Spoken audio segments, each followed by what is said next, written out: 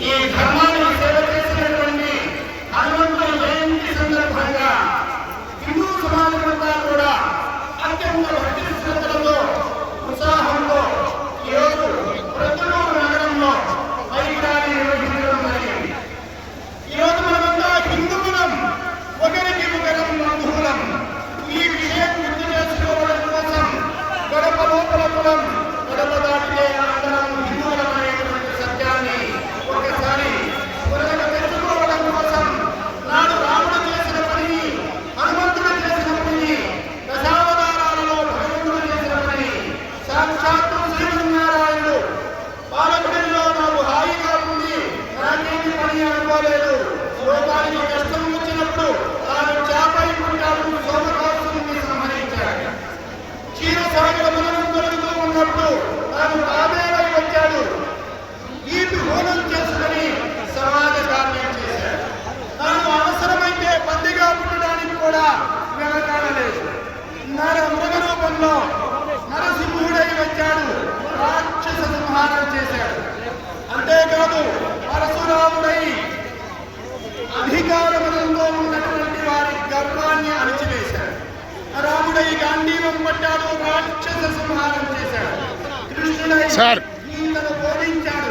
ధర్మాన్ని రక్షించడం కోసం నేను ఎంతకైనా దిగుతానుగా అని మనకి చెప్పడం కోసం తన పాదాలను ఆశ్రయించి ధర్మాన్ని పట్టుకున్నటువంటి అర్జునుని పాదాల దగ్గర కూర్చొని సారథ్యం నిర్వహించడమే కాదు, అర్జునుని విజయుడిగా నిలబెట్టాడు, ధర్మాన్ని గెలిపించాడు. ఈ దశావతారాలు మనకు ప్రేరణ. హనుమంతుడు మనకు ఆదర్శం. ఎందుకు అంటే అంతటి మహత్కార్యాలు చేసినటువంటి మహానుభావుడు కూడా చిన్న చిన్న పనులు చేసిన వాళ్ళంతా సింహాసనం మీద కూర్చుంటే నాకేమిటి, నాకు గుర్తింపు ఉందా లేదా అని చెబుతూ ఉంటే రాముడి పాదాల దగ్గర కూర్చొని సేవ చేయడమే నా భాగ్యము అని మురిసిపోయినటువంటి హనుమంతుడిని ఆదర్శంగా తీసుకుని మనం భక్తితో ముందుకు సాగుతున్నాం. ఈ కార్యక్రమంలో పాల్గొన్నటువంటి హిందూ బంధువులందరికీ కూడా ఆ హనుమంతుడి యొక్క కరుణా కటాక్ష గుణావీక్షణాలు సర్వదా సర్వత్రా ఉండాలని చెప్పి సంతోషములు సమృద్ధిగా ఉండాలి అని చెప్పి కోరుకుంటూ అందరం కలిసి నడవాలి, కలుపుకొని నడవాలి అనేటువంటి సత్యాన్ని గుర్తించాలని ఒకసారి తెలియజేస్తూ అశ్వం నైవ గజం నైవ వ్యాఘ్రం నైవ జనైవ అజాపుత్రం పరంతర్య దేవో దుర్బల ఘాతకః అంటారు. బలించేటువంటి వాడు గుర్రాన్ని బలిపటం లేదు, బలించేవాడు ఏనుగును బలిపటం లేదు, బలించేవాడు పుడినో సింహాన్నో బలిపటం లేదు, బలించేవాడు గొర్రెనో మేకనో బలిస్తున్నాడు. ఎందుకంటే ఓ గొర్రెను పట్టుకుంటే మిగతా గొర్రెలన్నీ కూడా ఎలా తప్పించుకోవాలా, ఎలా పారిపోవాలా అని తీసుకుంటాయి. బలించేవాడు కోడిని బలిస్తున్నాడు, ఒక కోడిని పట్టుకుంటే మిగిలిన కోడలన్నీ పారిపోతాయి. ఏది కూడా రామాయణం మనం చూసాం. ఈ రోజు చెప్పుడు మాటలు చెప్పినటువంటి మందర పేరు ఈ రోజు సమాజంలో ఎవరికీ పెట్టరా, అలాగే సూర్పుల పేరు ఎవరికీ పెట్టరా, భక్తుడైన పరమాత్ముడైనటువంటి రావణాసుడి పేరు ఎవరికీ పెట్టరా, దుర్యోధనుడి పేరు ఎవరికీ పెట్టరా, దుశ్శాసనుడి పేరు ఎవరికీ పెట్టరా.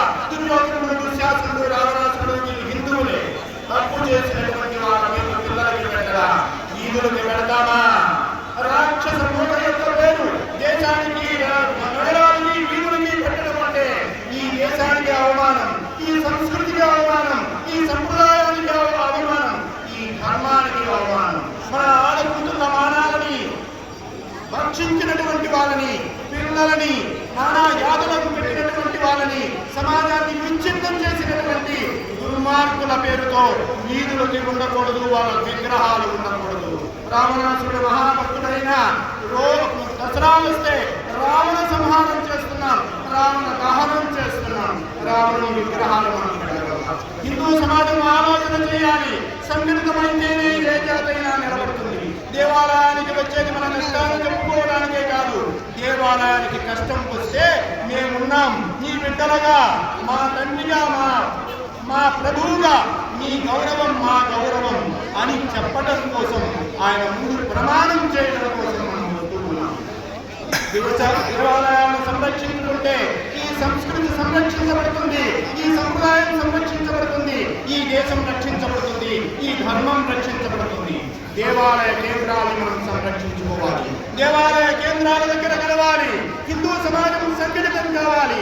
కులాలు వేరు కావచ్చు, ప్రాంతాలు వేరు కావచ్చు, పార్టీలు వేరు కావచ్చు, వర్గాలు ఉండవచ్చు, అభిప్రాయ భేదాలు ఉండవచ్చు.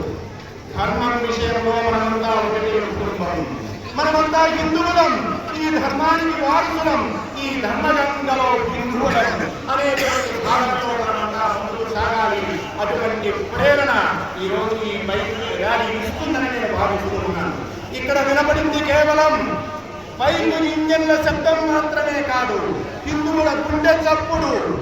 ఇక్కడ కలిసింది కేవలం వీరులు మాత్రమే కాదు, హిందూ సమాజం అంతా అనేటువంటి విషయాన్ని మనం మదిలో పెట్టుకుని రేపటి తరాన్ని తయారు చేయవలసినటువంటి అవసరం ఉంది. పిల్లల్ని పట్టుకుని దేవాలయాన్ని తీసుకురావాలి, వాళ్ళకి ధర్మం గురించి చెప్పాలి, ఆదర్శ పురుషుల యొక్క జీవితాన్ని వాళ్ళకి తెలియజెప్పాలి.